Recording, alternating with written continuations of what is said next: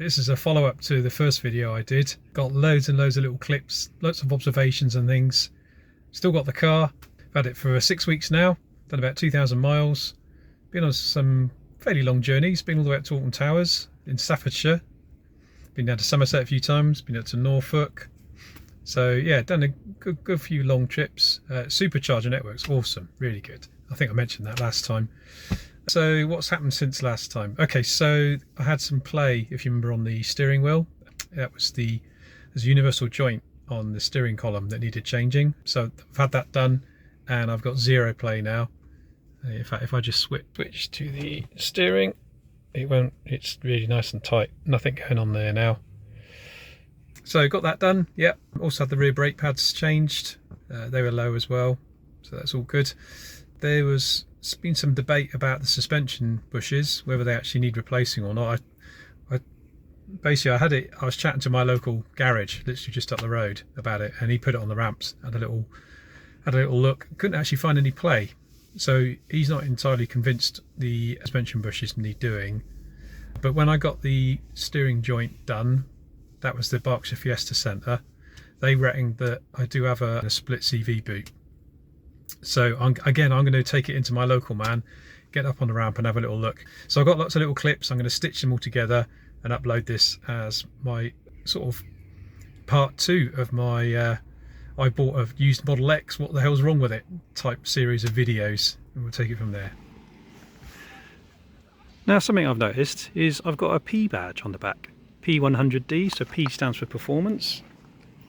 Now, some bright spark has actually noticed on my previous video that my car, I'll just put over the VIN there, in here it actually shows it as a 100D, not a P. And if we go on to vehicle information, you can see here it says motor type rear inductions small. Now the P series has a big motor, not a small motor, so something's not quite right. Either someone's rebadged the car, you know, they've done that little trick of putting a P on there when it isn't, or Tesla made a mistake when they badged it. I can't imagine people would purposely stick a P on the back, would it? I mean, that's like sticking a turbo badge on a Mark II Golf GTI. I'm not 17 anymore. I don't know, it doesn't seem like that kind of car. All seems a bit odd. Anyway, it's still bloody quick. So this is something else I didn't notice initially, but upon closer inspection you'll see there's something a bit strange going on here. You'll see it over this side as well. Turns out this is a common problem with Model X's. You look underneath the spoiler, all the paint's coming off. There's that all's bubbling and corrosion. See it there as well. Not the end of the world, but I don't know what, maybe this spoiler's made out of aluminium or something. Don't know, but it's bonded. It's bonded, I think. I don't know whether it's bonded to the glass or the bodywork. So you can't just take it off. It's quite a big job to replace this. I think I heard someone say it cost about £1,000 to replace the spoiler. I guess it all needs painting as well. I'll probably just leave it. I don't think it's a massive issue. It's just another one of those things to watch out for. But very, very common apparently. I must admit, I thought the spoiler was going to fold, one of these active ones, but I think they only put the active spoilers on the very early Model X's. Maybe it just wasn't worth doing.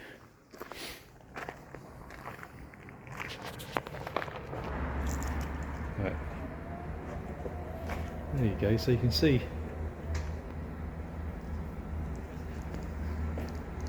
And then, so it doesn't actually hit any cars.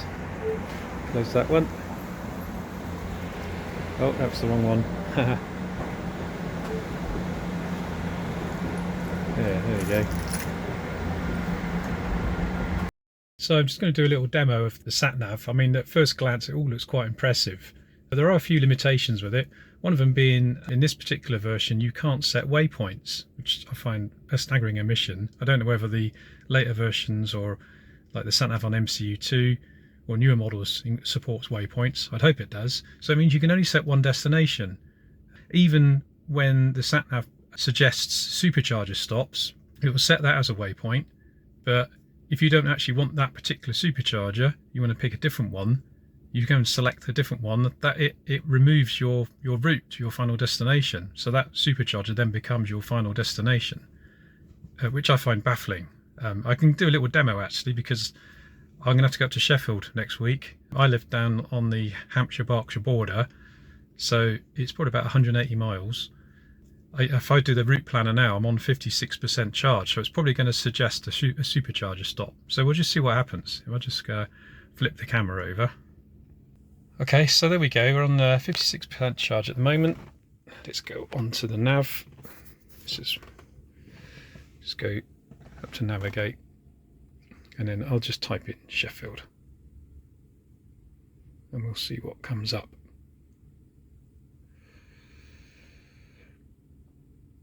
Okay, there we go. Let's just hit the right. There you go. So it's saying finding superchargers for your trip. Let's see what it comes up with. I mean, this is quite cool how it does this, because you can look at the superchargers and find out, you know, how busy they are. So you can pick one that's, you know, you'll know if it's full as you get close to it. So you could pick maybe a different one. Right, so this is suggesting Warwick. Actually, that's pretty good, because I probably would have picked Warwick anyway. But I know there's one at Banbury. So, right, so what's it saying here? So it's got, yeah, there we go. So it's got Warwick as a waypoint, and then Sheffield as the final destination. And sure enough, if we look at the nav, we can see it's still got the route all the way up to Sheffield in there. Okay, so let's say we don't actually want to stop at Warwick, although I probably would do, but because I think, you know, there's a service station there, whereas at Banbury I think it's more of a service centre. Tell you what, let's just turn on the supercharger stops there. There it is, it just came up, number 4. Okay, so if we look at number 4, right, so I've got no way now of saying I want to go to Banbury rather than Warwick. So, but if I hit the navigate button, so it'll take me to Banbury, that's basically now I've lost the route up to Sheffield. So it's going to calculate a route to Banbury supercharger, and then obviously when I get to Banbury, I'm going to have to then put another route into Sheffield, which is a bit of a shame, because then it screws up your trip odometer. I suppose you could, because you have one that says you know, for this trip, and one for since last charge. I suppose you could use like the other one, one of the other ones, reset like trip 1 or trip 2 and use that.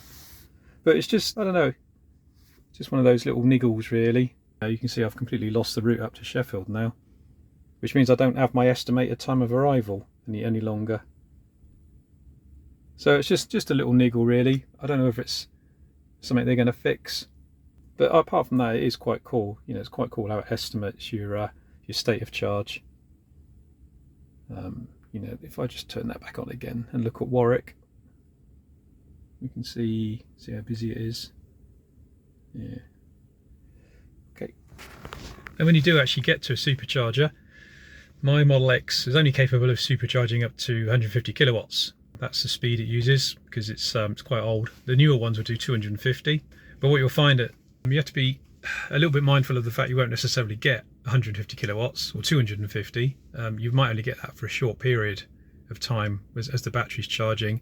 But something else that influences it is if you're using one of the old superchargers, like I think it's the V2 superchargers, the ones that have 2 cables are actually in pairs. So if you've got a Tesla next to you, that 150 kilowatts is actually shared between both chargers.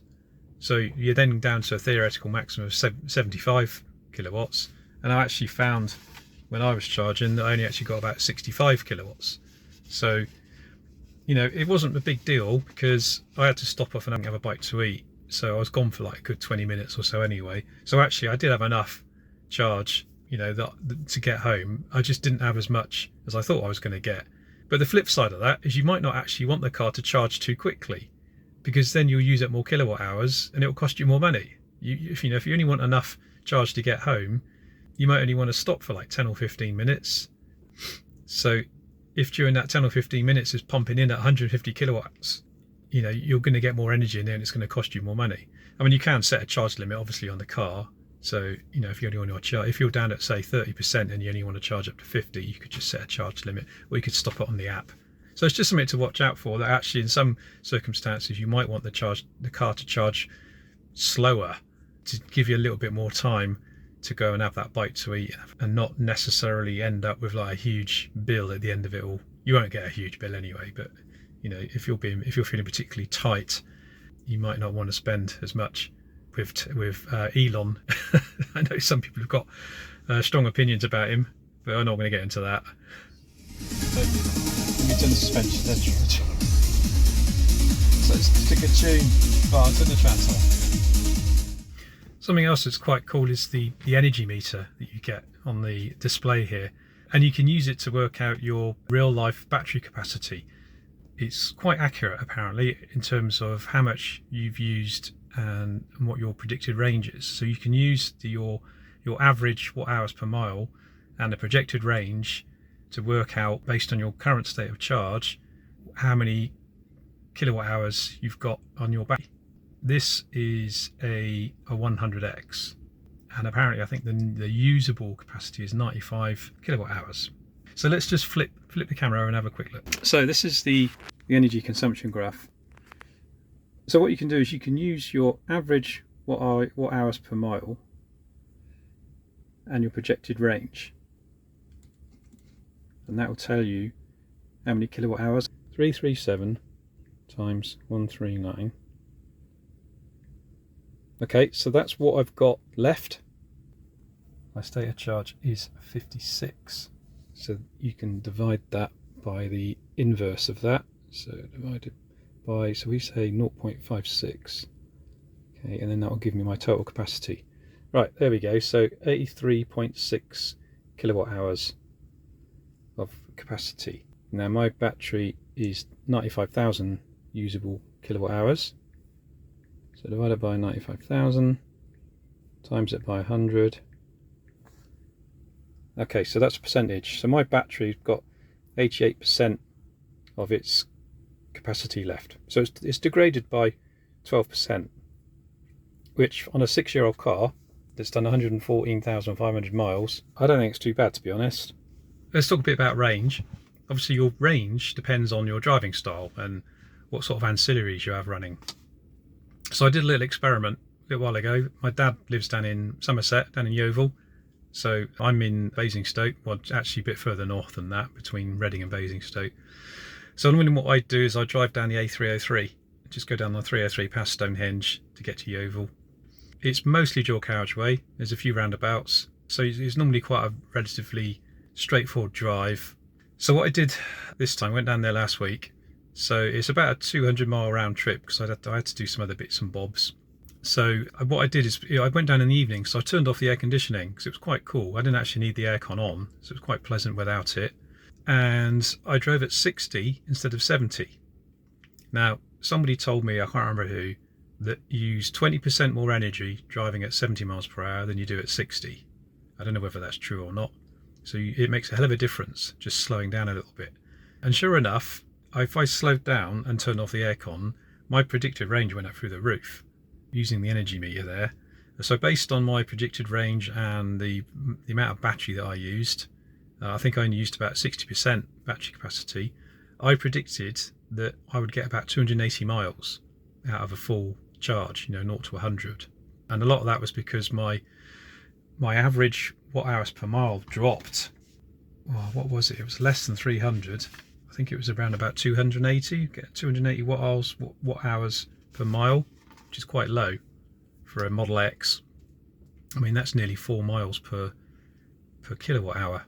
Yeah, made a big difference. So because I've done that trip before, I've been going at 70, 75 and had the air conditioning on, and my predicted range was only about 220, 230 miles. So, you're getting an extra 50, 60 miles of range there. Conversely, I've also done a little experiment this week with lots of little short trips, just down to Basingstoke and back, little 9 mile trips, 18 mile round trips, up and down the A340.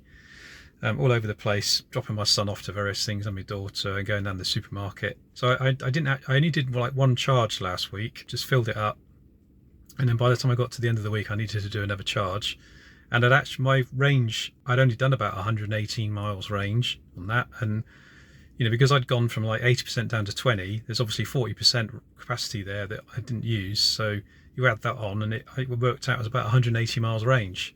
So 100 miles difference on range there, just because, a lot of people say that driving on those short trips is more efficient because you're going slower, and EVs don't like pushing air at high speeds. It's really, really inefficient, causes a lot of energy to be used.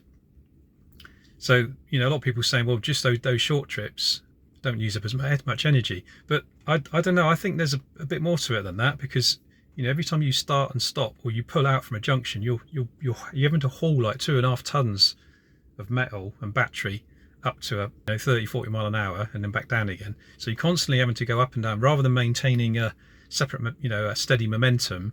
You're constantly speeding up and slowing down, and plus you're not charging every night because you don't need to. So the car's sat on the driveway overnight, probably losing, I don't know, 1%, 2%. I've not got Sentry on. I don't know. I've got Sentry mode running. It's running at the moment actually, but that's not working when I'm at home.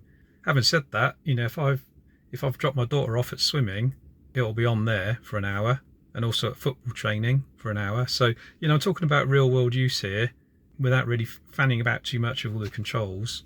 And I probably had aircon on for most of that as well. So I think doing lots of like little short trips, throughout a week, don't expect like tons of range. But if you're charging at home, it's no big deal anyway. You just whack it on the charger. Like I mentioned, I think in one of my other videos, one of the clips, I'm going up to Sheffield next week. It's 180 miles there, 180 miles back. So it'd be interesting to see how I get on. But I don't fancy driving. It's like probably 3.5, 4 hours. I would like to stop somewhere anyway. And rather than arrive at Sheffield with, single digit charge left on my battery, I want to actually get there with some charge left. So the first thing I don't have to do is then get it charged, because I'm stopping overnight. So the last thing I'm going to do is have to go and find, panic about getting a charge in the morning. So I'll top it up anyway, and then I'll probably be able to get back on a single charge all the way back. But again, I'll probably stop anyway. But in theory, I probably don't actually need to charge, and that means then I avoid using a public charger. I avoid a bit of extra cost. So we'll see how we get on. Could be interesting. Just remembered another cause of battery drain. So the car, the Tesla's got a 12 volt, traditional 12 volt car battery, which powers all the low voltage ancillaries like USB ports and the interior lights and all that kind of gubbins. Obviously, there's no alternator on the car, so that battery gets charged up from the high voltage battery pack. So you'll see a bit of drain every now and then when the battery management system decides to charge the 12 volt pack off of the high voltage battery. Now I've heard that if your old 12 volt battery is on its way out, if it's getting a bit knackered, it needs topping up more. So the car is going to be waking up more, using more energy to keep that 12 volt battery topped up. So if you're getting like a high drain overnight, I don't know what you classify as high drain, but it could potentially be because the 12 volt pack's on its way out. So that's just something else to consider. I've heard stories of these packs dying. The car would normally give you a warning, apparently, that it's on its way out. But I've also heard stories of it not giving you a warning. And when the pack dies, the 12 volt battery dies, you can't start the car. It's just completely dead. So then you have to kind of do a jump start. So yeah, that'll be fun and games when that happens, because the car's 6 years old. So I don't know if it's had a new battery or if it's on its way out, it's going to need replacing. So fun and games. I'm sure I'll do an update on that if it actually happens.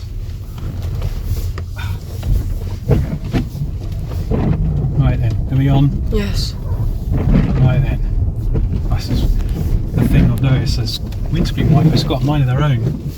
Look, they're going bonkers now. It's not even raining. They're going to calm down. And sometimes when it's raining, they don't even come on. It's just... I think we need to defog the windscreen as well. Let's just put that on. They are slowing down now.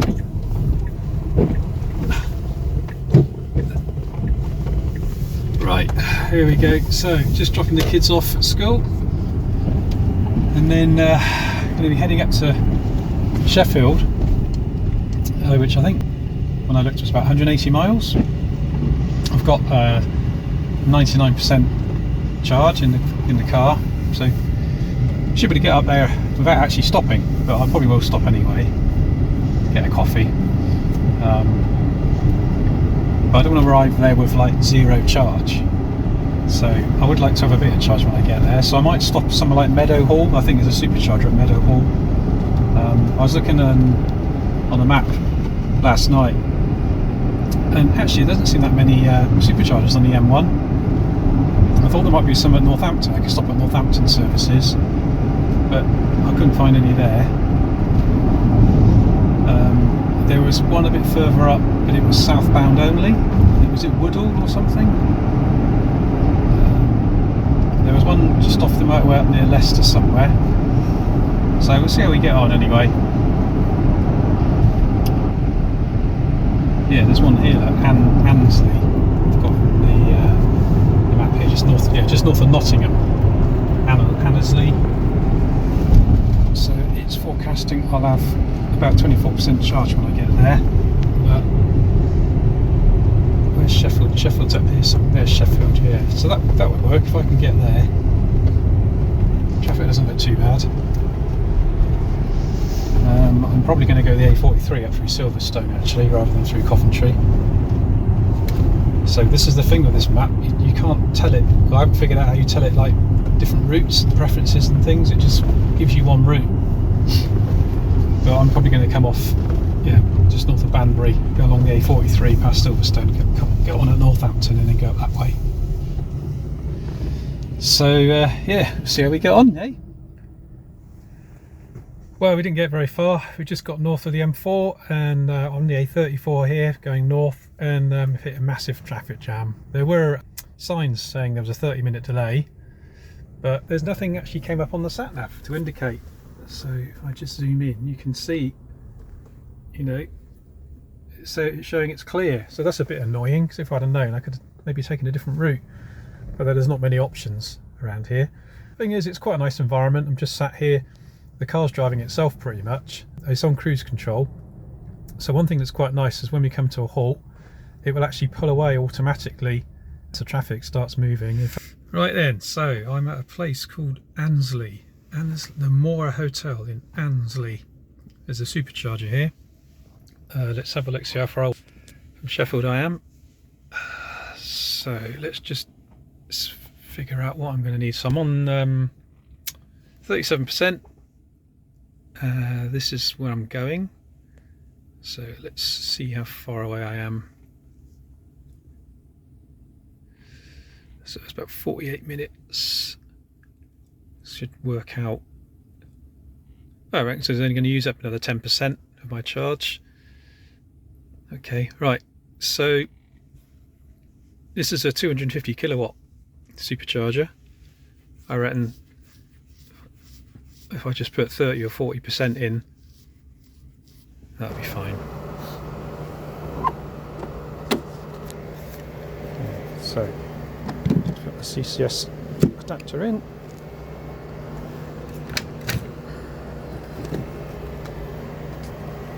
Just plug that on there. Hopefully it should go green. There we go.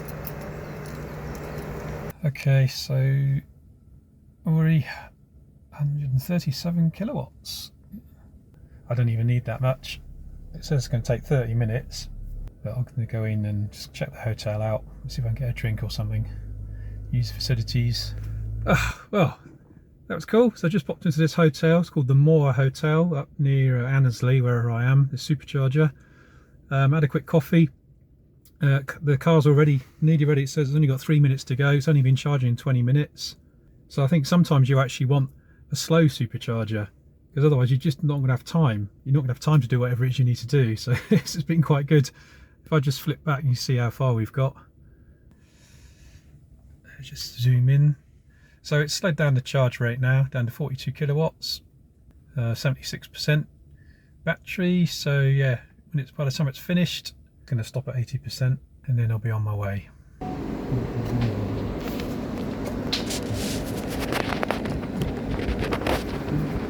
Right, there we go, all done. So at 80%, that cost about £15.39. So I've been here about half an hour, I think, now in the end. So I can crack on now with the rest of my journey. Let's do a little conclusion. Just taking the kids to school now. I've got a little list so I don't forget. So throughout this video, you've probably heard me highlight some of the negatives with the car. I mean, it is a good car, but at the end of the day, it does have some rather sort of, I say, dated technology, which is a bit unusual. I mean, this is a 2018 model, and all I can do is compare it with previous cars that I've had. So before this, I had a 2017 S-Max, Ford S-Max, and before that, I had a 2017 Audi Q7. Now, both of those cars had navigation systems where you could configure waypoints. So that's obviously a bit of a bit of a criticism, I suppose, with this car. Although I have noticed if you use the Tesla app and set your destination in the app, you can configure a waypoint in there and then send the whole trip to the car. Now, so I need to check that. So maybe there's a way of using waypoints via the app. Maybe there's a way of doing it through the screen here that I don't know about. So I'll have to do a follow-up if that's the case. Also, the other thing to note, there's no Apple CarPlay or Android Auto, whereas both my previous cars had that. Then you come into things like the windscreen wipers. You know, the other day the windscreen wipers were going absolutely crazy. It was bright sunshine. You can press a button to activate them. It's got a rain sensor, so it's supposed to sense when it's raining, and then they come on. But even that seems a bit unreliable. So sometimes it'll be raining and they won't activate. So then you have to fiddle with the sensitivity or press the button. And other times they'll activate when it's not raining. And you saw in the video, the other video I did, where they just went bonkers. So there's something up with the rain sensor of the windscreen wipers. And if you go onto some of the Facebook groups, you see it's a bit of a running joke with Tesla. So it seems to be quite a common problem. The car's also got autopilot. It's called enhanced autopilot, this one. It's not full self-driving. So basically it's got like auto steer and I'd probably call it adaptive cruise control. Now it does work, the adaptive cruise control, but I do get quite a lot of phantom braking, which is something I had in the Audi, but I only had it a couple of times on the Audi, whereas this car does it quite regularly. And that's where, for some reason, it applies the brakes with no real reason. There was a couple of times where I'd been overtaken in the outside lane on a motorway and it activated the braking. I've had other occasions where it's just come on for no reason whatsoever. So you've got to be a little bit careful there, because if you've got someone behind you and the braking suddenly comes on, you could have someone ram up your backside, and that's how my Audi got written off. Not my Audi, my S-Max got written off with someone ramming into the back of me. Not the car, not that I'd done phantom braking in that car. Something else I've noticed is the headlights. So on the Audi I had matrix headlights, which are absolutely fantastic. Even the Q7 had, even the S-Max had what they call adaptive headlights. So you can go around on main beam and it will automatically sort of blank out bits of the beam so you don't dazzle oncoming traffic. So it's quite clever. Now, bearing in mind my Audi was a 2017 model and it had it, and they were faultless, never got flashed. This is a 2018 model and it doesn't. You've basically got auto dip. So what it will do is, if it detects a car in front, it will dip the headlights, and then when you've gone past that car, they'll come back on again, back onto full main beam. But there's no like adaptiveness or matrix or anything. And also it's a little bit slow to activate and deactivate.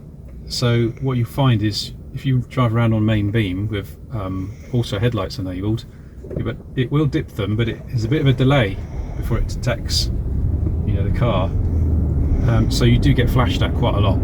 So I've basically left it on manual now. I just activate them manually and I don't use the auto headlights.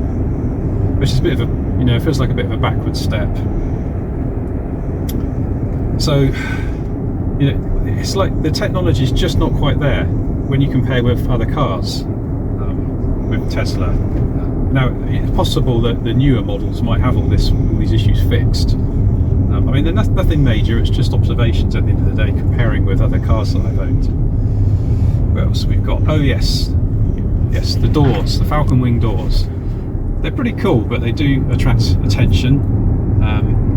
It's so much so that my kids want me to drop them off around the back of the school, so they don't have to suffer the embarrassment of the door activating the doors and having schoolmates see them get out of the car. So that's where we're going now. It's going to go around the back. And the other thing is they're quite slow to open. So if you just want to chuck something on the back seat, like a bag or a coat or even an umbrella or something, you've got to press the button and you've got to wait for the doors to open, get in there without banging your head on them, drop your stuff, and then press the button to close them and then wait for them to close. Whereas on a traditional car, you just quickly open and close the door. So the doors, they are a bit of a faff, to be honest. Obviously it was a mad idea that Elon had when he designed the car, and you're like, why couldn't you just put normal doors on? You know, it would be much easier. I've got to watch the rear tyres, because I can see that they are wearing on the inside edge, and it's a very common problem with the Model X. There's a bit of a design flaw, because the car has got adjustable suspension, and it rides quite low normally, which increases the camber, and the camber's not adjustable, so you end up wearing the inside edge of the tyres.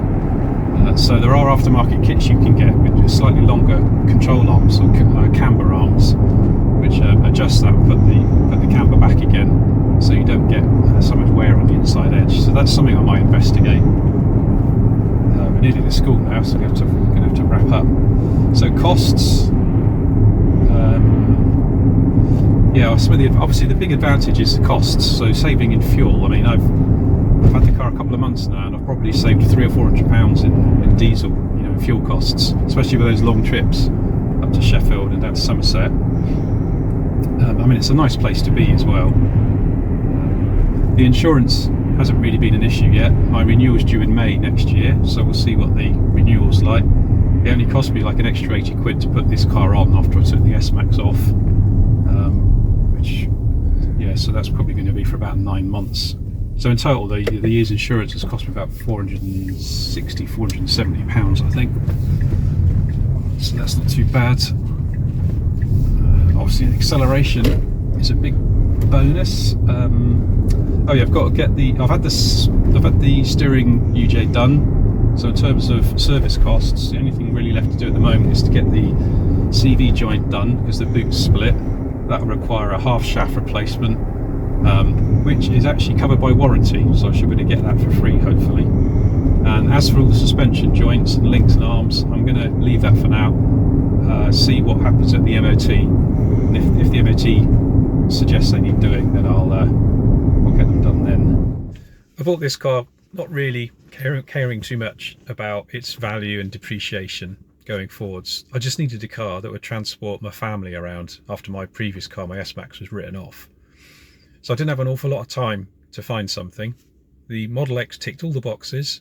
I wasn't specifically going out of my way to get an EV, but with my budget and what I wanted, it seemed to be the best option at the time, because everything else, well, it's just way too expensive. You look on the used car market at, like, you know, 5 or 6 7-seat SUVs, you know, things like BMW X5s and Volvo XC90s and things like that. You know, to get a you know, one that's not too old, you know, decent spec, you're looking at, you know, mid-30s upwards, really. So it ticked all the boxes at the time. Now, obviously, there is a lot of things going on in the market at the moment with depreciation. I mean, EV depreciation is horrendous at the moment, which is great for, you know, used car buyers like myself. I feel like I've got a bit of a bargain here, to be honest. Now, going forward, so I've got 2 years Tesla warranty left on this, so I'm quite happy to hang on to this car for a couple of years, and then afterwards, it's probably not going to be worth an awful lot. Whether I'll be able to part exchange it or move it on, I don't know, but just because the warranty runs out doesn't mean to say the car becomes unusable. There'll still be plenty of capacity left in the battery, so I could potentially keep driving this car for for years to come, which obviously then means your annualized cost gets lower and lower every year. And then when you do finally come to move it on, it doesn't really matter if it's not worth anything. If if it's just scrap value. If I've had it for 4 or 5 years, and that works at about, say, 5 or 6 grand a year motoring, that doesn't seem too bad to me, to be honest. If the car's worth absolutely zero at the end of it, which it won't. I mean, they're always worth something, even on the scrap, on the scrap value. Things like headlights and the seats and all the the screen, all the computers, and even the battery. You can get it reconditioned, so it's still worth a bit. There's a place down on the south coast near Worthing called Cedar Electric. They've got some pretty good videos on YouTube, just showing what they can do with EV batteries. They can replace individual modules and balance the packs out. You don't have to swap the whole battery out, so that's good to know. So if I was looking to replace this in a few years' time, what would I pick? I mean, there's a new Kia EV9 that's come out. That does look quite smart, actually. That ticks all the boxes. But at the moment, they're like 65, 70 grand. I can't justify spending that kind of money, especially on a Kia. So there's a bit of brand snobbery there. Also, apparently they're quite naggy with all the system in the car, all the driver aids. They nag at you quite a lot. So there might be a few software updates they need to do to get rid, to fix all that. And also see how the battery holds out. So maybe 2 or 3 years' time, or maybe 4 years' time, the used values on those is going to be ridiculously cheap. I reckon you better pick those up for under 20 grand, maybe in about 3 or 4 years' time, with the way depreciation is going at the moment. And of course, battery technology is constantly evolving. There's new battery chemicals coming out. The newer Teslas have got LFP batteries. I can't remember what that stands for now, but you can charge them up to 100% all the time. Don't have to worry about traditional issues with lithium ion, where if you charge them up and leave them, they really don't like that. So the advice that with living ion batteries, you only really charge them up to 80%, charge them to 100 if you're going on a long trip. But the newer batteries don't have that problem. Also, there's solid state batteries coming out as well. So I think we're going to see a big change in battery technology over the next few years, which is going to make all the existing EVs obsolete effectively, which means they won't be obsolete, but it means the prices will crash. Also, Tesla are doing a lot of deals at the moment with the Model Y. There's a deal at the moment which is £300 a month to lease a Model Y. I think you put down £4 grand deposit, £400 a month. At the end of that, I think some of them you get the option to buy it if it's on a PCP, but a lot of them are on PCH contracts, so it's personal contract hire. It's effectively a lease. You don't get the option to buy the car at the end. So in 3 years' time, there's going to be a hell of a lot of used Model Ys coming onto the market. In fact, it's going to happen before then because of the deals that people took out, over the last year or so. So maybe in a couple of years, you'll start seeing the market flooded with Model Ys. They are the best-selling car at the moment. So there's going to be hundreds of thousands of them entering the used car market, and that's going to significantly affect prices. You won't be able to move the number of Model Ys advertised on Auto Trader. So now this is the Model X. There's not so many of these, so I think they're always going to command a premium, just because they're just not as popular, not as common, but they tick a hell of a lot of boxes. The amount of space you've got.